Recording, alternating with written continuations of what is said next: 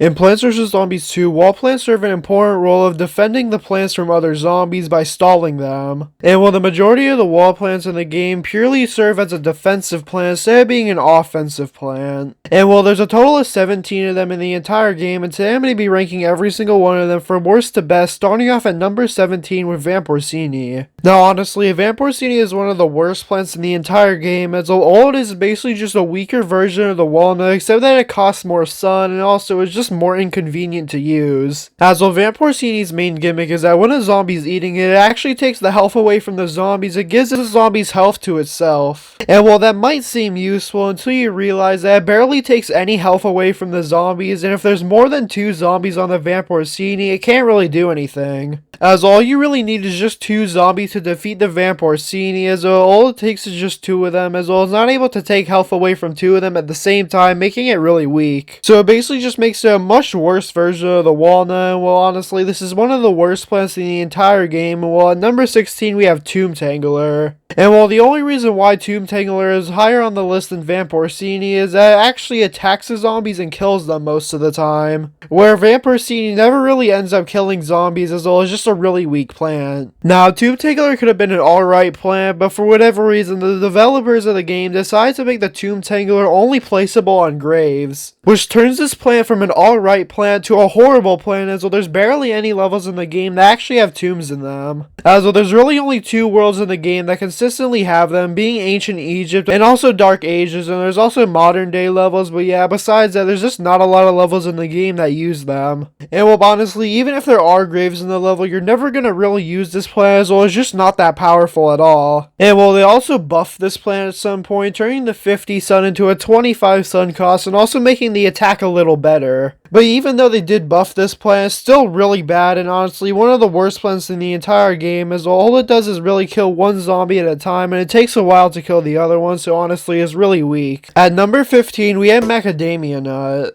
Now, the health on Macadamia Nut is really bad, as well it has 2,500 health for 100 sun, which is really bad, as well Walnut costs half the sun, and also has 4,000 health, so honestly that already makes it a really bad plant. And well, one good thing about Macadamia Nut is that since it's a shadow plant, it could be powered up. And well, when it turns into the shadow version itself, it gains another 1,500 health, which still isn't enough to pass the walnut. And well, it also deals damage to the zombies that are eating it, sort of like the Endurian. So yeah, being a shadow plant makes it slightly better, but still, honestly, it's really not worth turning it into a shadow plant, as well, honestly, it's just not that good, and you could place much better plants in the area of the Moonflower. So yeah, overall, it's just really not that good of a plant. Now, at number 14, we have the sweet potato. Well, the sweet potato's whole purpose is making the zombies go into one lane. Now, there are a few good strategies in the game using the sweet potato, but honestly, it's just really not that good, especially because it's pretty weak. And well, honestly, there's just not much that you could do with a sweet potato, as well, it costs 150 sun. There's much better wall plants out there, especially because it doesn't serve much of a purpose besides moving all the zombies into one lane. So yeah, honestly, really the only reason why it's a bad plant is that it just doesn't really serve that much of a purpose. Now, at number 13, we have the normal walnut. Now, this is just the normal walnut. Well, it makes sense why this one's so low on the list, as well, honestly, if it was any higher on the list, it would be really weird, as well, that means that PopCap is just really bad at making new plants. But still, it is pretty weird that it's better than 4 other wall plants in the game, and well, it has 4,000 health and costs 50 sun.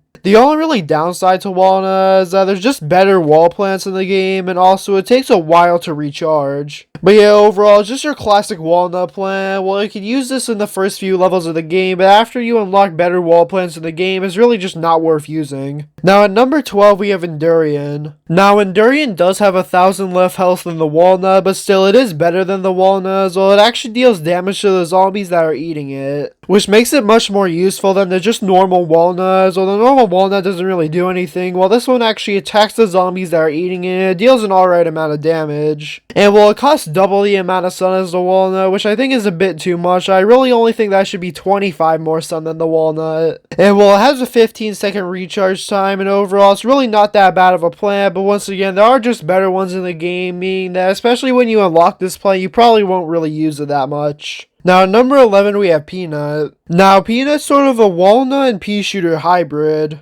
As well, it acts as a wall plant, but it also shoots the zombies, and well, honestly, all around is really not that good of a combo. As of all they really did with this plant is just make a really weak wall plant, make a really weak pea shooter plant, and just combine it together. So overall, even though it seems like a good combo, once you actually use this plant, you realize that it's really weak because it doesn't really deal that much damage to the zombies, and it also doesn't really hold up too well as a wall plant. And well, honestly, I think that this could have been a good plant, but honestly, it kind of got nerfed because, well, it doesn't really deal that much damage, but I think if it dealt similar damage to the pea shooter, it'd actually be better. And well, the only good thing about peanut is that when you pair it with reinforcement, it actually deals a good amount of damage because it deals plant food to all the peanuts, but still is really not that good. Now at number 10 we have tall nut. Now tall nut is a great plant as well. It only costs 125 sun and it has 8,000 toughness. So it basically just has double the amount of health as the walnut. Well, it has a little bit more than double the sun, but still it's sort of worth the extra 75 sun as well. It literally has double the health, and well, it does have a 20-second recharge time similar to the walnuts. And well, it's also pretty good at defending in height as well. There's some zombies in the game like the bull rider imp that actually gets shot into the air when it comes off with a bull, and a normal walnut wouldn't be able to block it, but this one could,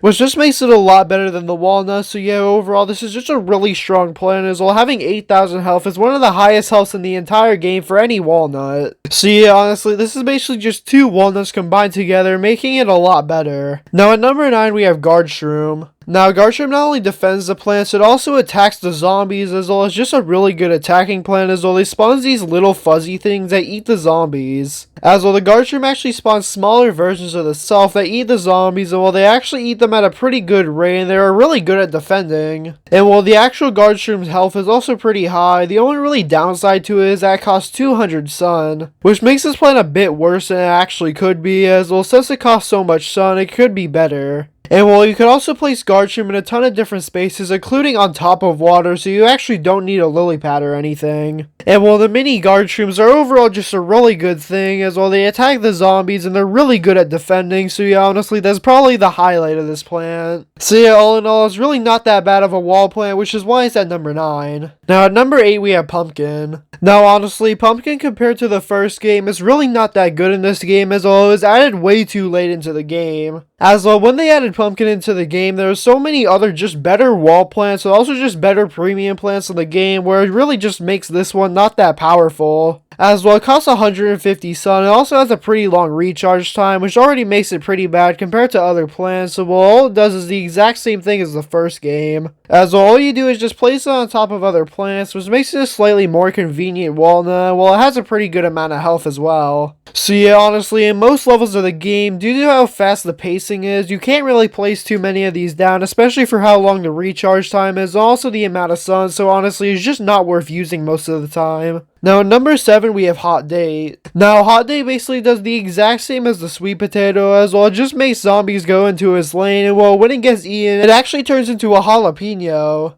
As well, all it is basically just a buff version of the sweet potato, which is why it's this high on the list, as well as basically just sweet potato if they actually made it good. And well, it basically makes it so that you'll never use sweet potato in another level as well. Why would you ever use sweet potato when Hot Date does the exact same thing, except it has a jalapeno at the end of it, and it only costs 25 more sun. So yeah, all this plant is basically just a combined version of sweet potato and jalapeno. Well, it works great together. It makes it so that you'll never use sweet potato again, which is why it's that low on the list and why this one's so high on the list. Now at number 6 we have Bean Sprout. Now when you first place Bean Sprout down, it's really not that good of a plant, as well it doesn't attack the zombies or anything, and basically just acts as a normal walnut. But you'll notice as the zombies start to eat the Bean Sprout, it'll actually become really angry and turn into this thing, and it actually starts punching the zombies and deals an insane amount of damage. And well, after it turns into this thing, it'll kill all the zombies around it until there's no zombies left, then it'll turn back into its normal self and start healing itself. So yeah, honestly, it's a really good plant, as well not only does it just heal itself without having to take away any of the zombies' health or anything, it actually just heals itself on its own. It also deals an insane amount of damage when it's at its final stage of angriness. So yeah, overall it's a really good plant, but sadly in some levels of the game there's just way too many zombies, meaning that Bean Sprout kind of becomes less useful. As well, but a lot of levels in the game, the bean sprout just doesn't have enough time to heal itself enough, meaning that it could get killed pretty easily.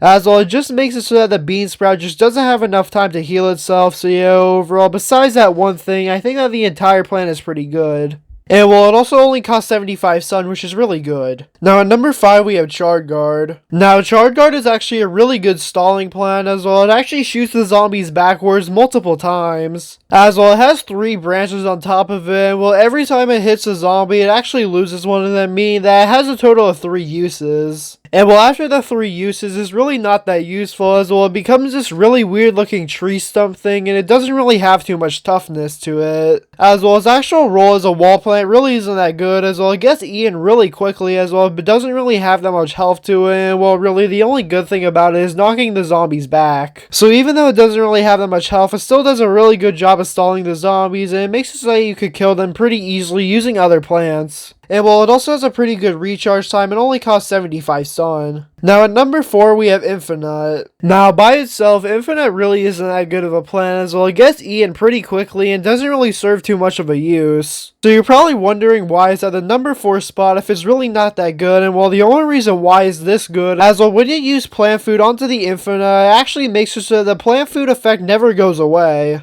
As well, when you give the Infinite plant food, it spawns in this giant wall, and the wall doesn't go away, it just stays there. Which is literally the only reason why this plant is so good, as well, honestly, if the plant food didn't last forever, it would honestly be a really bad wall plant. But because of the plant food effect, it actually makes it one of the best wall plants in the entire game, as well. It makes it so that basically no zombies can get through it. And well, it could basically block every single zombie in the entire game, as well flying zombies can't get through the wall, and fisherman zombies also can't fish through the wall. Which actually makes it really useful for Big Wave Beach, as well in Big Wave Beach, the fisherman zombies are some of the most annoying zombies in the entire world, so being able to block them is a really good thing. Now at number 3 we have Primal Walnut. Now the Primal Walnut comes from the Jurassic Marsh world, meaning that it's one of the most overpowered plants in the entire game, as well basically every single plant coming from Jurassic Marsh is really good. And well, this plant is no exception to that, as well it can only cost 75 sun, it only has a 5-second recharge time, which compared to the normal walnut is insane. As well, it also has an insane amount of health as well, being similar to the tall nut, which is already just really good, meaning that it's basically just a cheaper version of the tall nut, but it's also just better.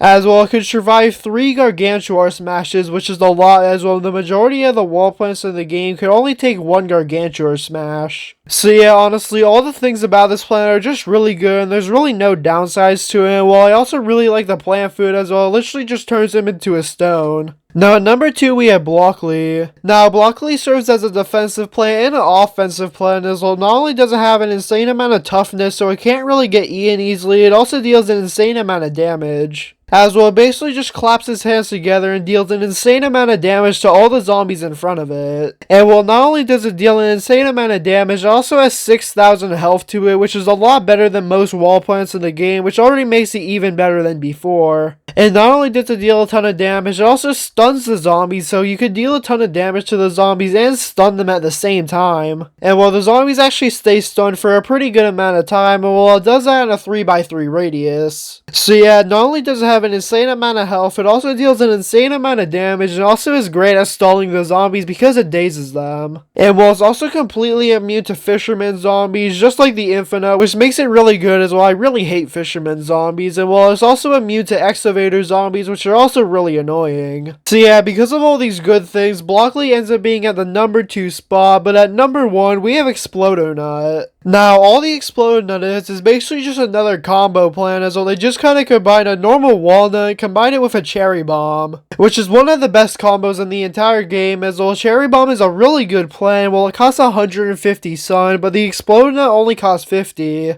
As well, for whatever reason, when PopCap was making this plan, they just never increased the sun cost from a normal walnut. Which basically makes it so you can never use a normal walnut again, as well, why would you? As well, this one costs the exact same amount of sun and is extremely overpowered. And well, honestly, when using this plan, you'll never need to use another cherry bomb, as well, it costs 150 sun, while you could place 3 Explod Nuts down for the same amount of sun. And while the recharge time of the Explod Nut is also a lot less than the Walnut, as well, it basically has half the amount of time. So yeah, because it's basically just a cherry bomb and a walnut combined, except all the stats are just a lot lower than those two plants, it just makes it the best wall plant in the entire game, as well as extremely overpowered. So yeah, that was my ranking of all the wall plants in Plants vs. Zombies 2. Comment down below if you agree with my list or not, and yeah, hopefully you enjoyed this video. If you didn't, please like and subscribe, and yeah, have a great day.